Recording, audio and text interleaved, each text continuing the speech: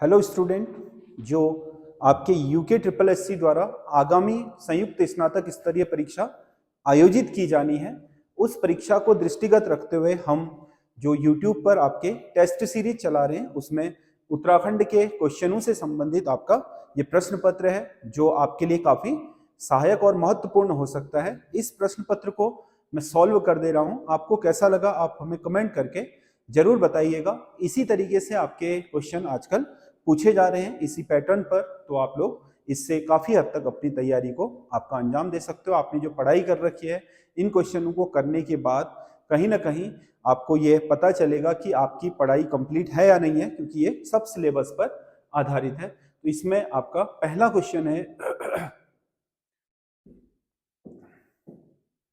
सूची 1 को सूची 2 से सुमेलित कीजिए और सूचियों के नीचे दिए गए कोड का प्रयोग करते हुए सही उत्तर का चयन कीजिए। तो इसमें आपका जो सूची है उसमें एक तरफ नाम है, दूसरी तरफ आपका उनके कार्य क्षेत्र है। पंडित शिवराम आपके जौनसार भाबर के पहले कवि थे। गुलाब सिंह, इन्हें जौनसार में राजनीतिक जागरूकता का आपका प्रथम व्यक्ति माना जाता है। जो प्रीतम सिंह वर्तमान विधायक है चक्राता के, उनके पिता। और केदार सिंह, इनको जौनसार भाबर का प्रथम समाज सेवी कहा जाता है। रतन सिंह जौनसारी जौनसार भाबर के आधुनिक कवि और वर्तमान में एक गायक हैं। तो ये जो आपका कूट है, इसका ए का 2 होगा और बी का 1, सी का 4, डी का 3। 2 1 4 3, 2 1 4 3 इसका सही आंसर होगा। अगला क्वेश्चन है, गोरखा न्याय प्रशासन के संबंध में कौन सा कथन सत्य है? नंबर 1 पहला कथन है, गोरखों की न्याय व्यवस्था अति विलंबकारी थी। नहीं, गलत है ये। उनकी न्याय व्यवस्था बहुत त्वरित थी। वो कई बार तो बिना सोचे समझे ही कड़ाई द्वीप, तराजू द्वीप और आपका जो गोला द्वीप जैसी कठिन पद्धतियां थी, अवैज्ञानिक थी, उनका प्रयोग करके भी तुरंत न्याय सुना देते थे, विलंबकारी नहीं थी। दूसरा, यह सैनिक न्याय व्यवस्था पर आधारित थी। बिल्कुल, बहुत ही क्या थी आपका सख्त थी, सैन्य न्याय पर आधारित थी, क्योंकि गोरखा प्रशासन ही उत्तराखंड में सैन्य प्रशासन था। वो कोई लोकतांत्रिक प्रशासन नहीं था, इसमें कठोर सजाओं का प्रावधान होता था। न्यायिक अधिकारी विचारी, न्यायिक अधिकारी को विचारी कहा जाता था। ये निरंकुश होता था, मनमाने तरीके से न्याय सुनाता था। ये दोनों ही सही हैं, 2 और 3 सही होंगे, तो इसका सही आंसर डी होगा। अगला क्वेश्चन है, किस गढ़वाल शासक के दरबार में नवरत्न रहते थे? बहुत आसान क्वेश्चन है, फतेहपति शाह। इन्होंने नवरत्न रखे थे अपने दरबार में, जो विभिन्न कार्यों में इनकी सहायता करते थे। भगीरथ ऐप 28 मार्च 2025 को मुख्यमंत्री पुष्कर सिंह धामी द्वारा लॉन्च किया गया, किससे संबंधित है? भगीरथ ऐप जो लॉन्च किया गया है, ये आपके जल संरक्षण को लेकर के लॉन्च किया गया है, क्योंकि जल संरक्षण करना, पर्वतीय क्षेत्र में जितना भी जल है वो पेयजल है, इसीलिए उसका संरक्षण करना बहुत जरूरी है। तो उत्तराखंड सरकार ने ये मुख्यमंत्री के द्वारा जल संरक्षण ऐप के लिए भागीरथी ऐप लॉन्च किया है। अगला क्वेश्चन है, कोडियाला प्रसिद्ध है, ऋषिकेश से बद्रीनाथ मार्ग में थोड़ा ऊपर है कोडियाला। कोडियाला से लेकर के ऋषिकेश तक रिवर राफ्टिंग की जाती है, इसके लिए बहुत फेमस है कोडियाला। आपके यहाँ से ऋषिकेश की तरफ आपके रिवर राफ्टिंग होती है बड़े पैमाने पर गंगा नदी में सीजन में। द्रोणाचार्य पुरस्कार 2025 से उत्तराखंड के किस व्यक्ति को सम्मानित किया गया है?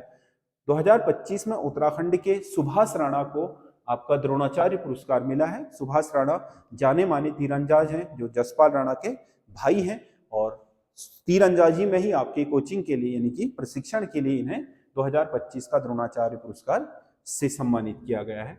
अगला है, ये हमारी टेस्ट सीरीज है, जो इस तरीके के क्वेश्चनों के पूरे 100 नंबर की आपकी कंप्लीट सीरीज है, जिसमें 20 से अधिक क्वेश्चन पेपर आपको मात्र 250 रुपए में मिल जाएंगे हमारे ऐप एसएस स्टडी ऐप पर, या आप प्ले स्टोर से डाउनलोड कर सकते हैं।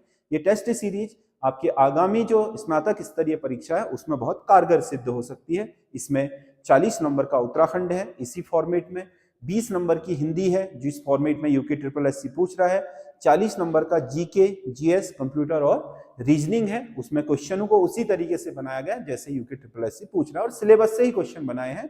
तो आप वो टेस्ट सीरीज आप खरीद सकते हैं हमारे प्ले स्टोर से, जो हमारा ऐप है एसएस स्टडी ऐप, उसमें इसी नाम से टेस्ट आपका संयुक्त स्नातक स्तरीय परीक्षा टेस्ट सीरीज नाम से आपको ये दिख जाएगा। मात्र 250 रुपये, 250 रुपये की ये टेस्ट सीरीज है। अगला, 38वें राष्ट्रीय खेलों का उद्घाटन प्रधानमंत्री नरेंद्र मोदी द्वारा कहाँ किया गया? 38वें राष्ट्रीय खेल जो इस साल उत्तराखंड में संपन्न हुए, इन खेलों का उद्घाटन किया था देहरादून के राजीव गांधी अंतरराष्ट्रीय स्पोर्ट्स स्टेडियम में। ये प्रधानमंत्री मोदी द्वारा किया गया इवेंट। इसके अलग अलग जगहों पर हुए, खासकर हल्द्वानी में जो स्टेडियम है अंतरराष्ट्रीय उसमें, और देहरादून में। तो अधिकतर प्रतियोगिताएं तो हल्द्वानी में आयोजित हुई थी इसकी, लेकिन प्रधानमंत्री ने इसका उद्घाटन यहीं पर किया। अगला है, राज्य सरकार द्वारा छठे राज्य वित्त आयोग का अध्यक्ष किसे नियुक्त किया गया?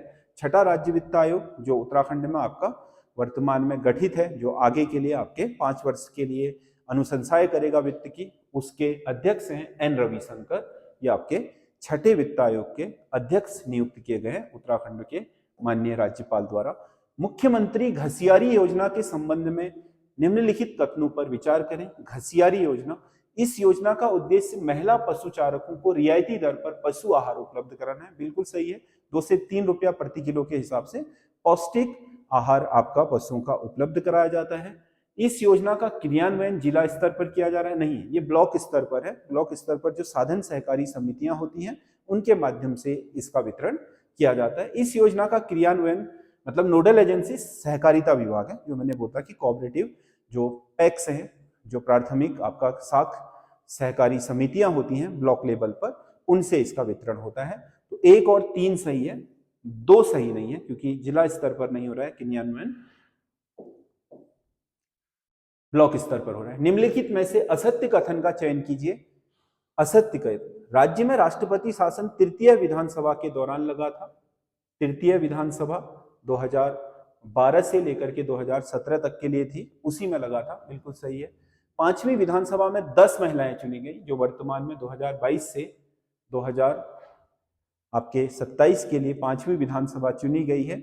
इसमें 10 नहीं, अब तक की सर्वाधिक 8 महिलाएं चुनी गई थी, जो रिकॉर्ड है। अब तक के सबसे ज्यादा महिलाओं की उपस्थिति इसी विधानसभा में हुई है, 5वीं विधानसभा में, जिसमें 8 महिलाएं चुनी गई हैं। अगला, देश का पहला परमवीर चक्र किस रेजिमेंट को प्राप्त हुआ था?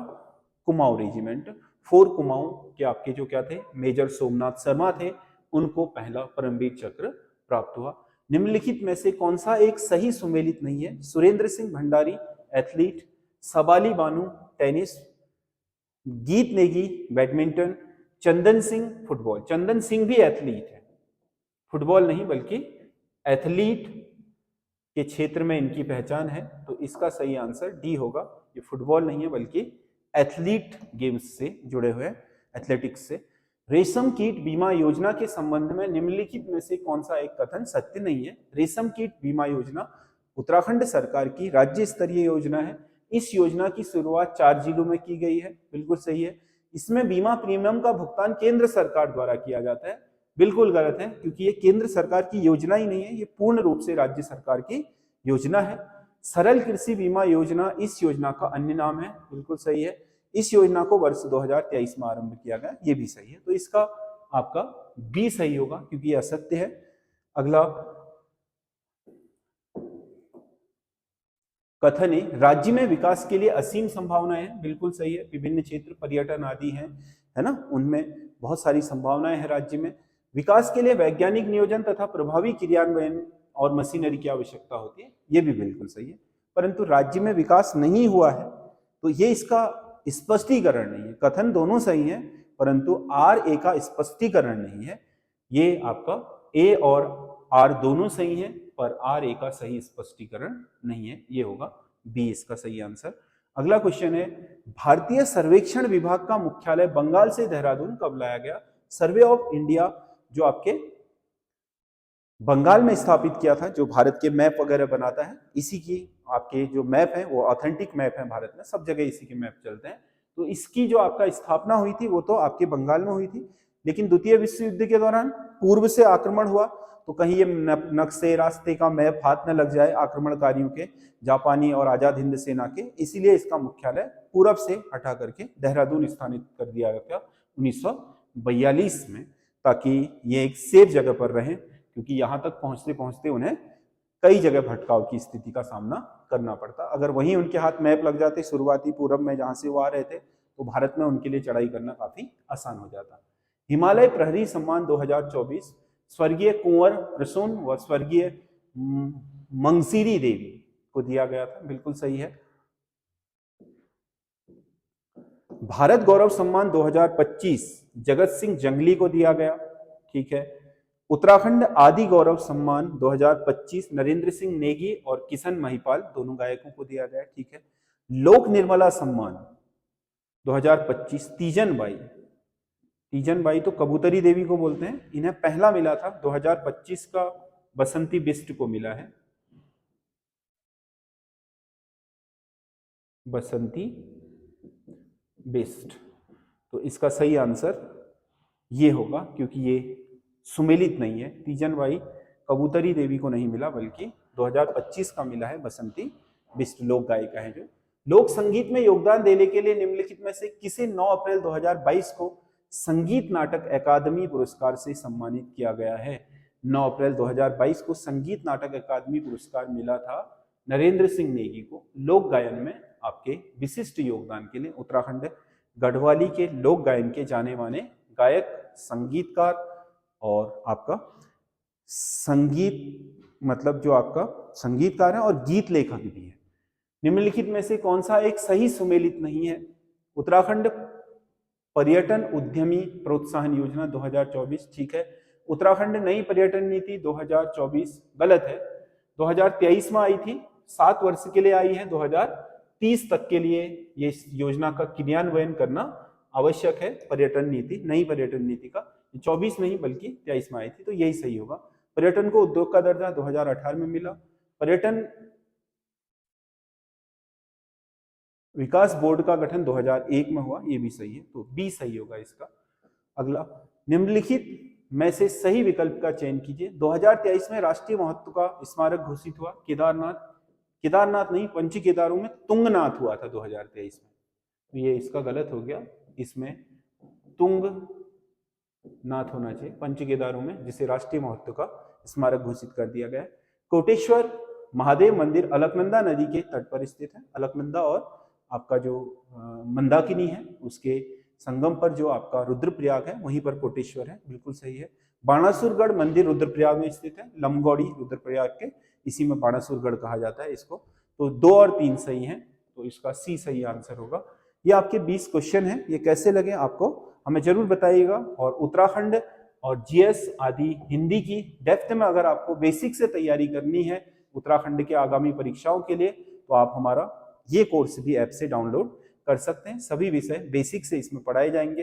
रोज इसमें संडे को छोड़ करके 10 से 12 बजे तक 2 घंटे की क्लास लगती है, जिसमें आपका लाइव लेक्चर के साथ साथ रिकॉर्डेड क्लास भी आपको उपलब्ध हो जाती है। और इसके अलावा इसमें जो लेक्चर होते हैं उस लेक्चरों के साथ साथ आपको क्लास नोट्स भी हाथों हाथ बनवा दिए जाते हैं, जो आपके भविष्य में बहुत मददगार हो सकते हैं। जो भी आपके उत्तराखंड का सिलेबस है, जो विभिन्न परीक्षाओं में आपके क्वेश्चन पूछे जा रहे हैं, उन्हीं से जो आपकी सिलेबस है उन्हीं के अकॉर्डिंग आपका ये पूरा बैच पढ़ाया जाता है, जिसमें डेप्थ में एक एक चीज को बेसिक से समझाया जाता है। अगर आप इसे ज्वाइन करना चाहते हैं तो हमारे ऐप पर एसएस स्टडी ऐप पर ही आपका ये कोर्स पड़ा हुआ है, इसको आप ले सकते हैं। 11 जुलाई से शुरू हुआ था, 1 महीने हो गया है, अभी भी आप इसे खरीद सकते हैं।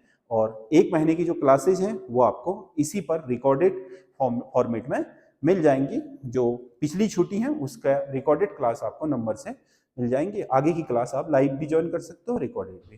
तो आप हमारे साथ बने रहिए हमारे YouTube चैनल में और हमारे ऐप पर विभिन्न परीक्षाओं की तैयारी करने के लिए। धन्यवाद।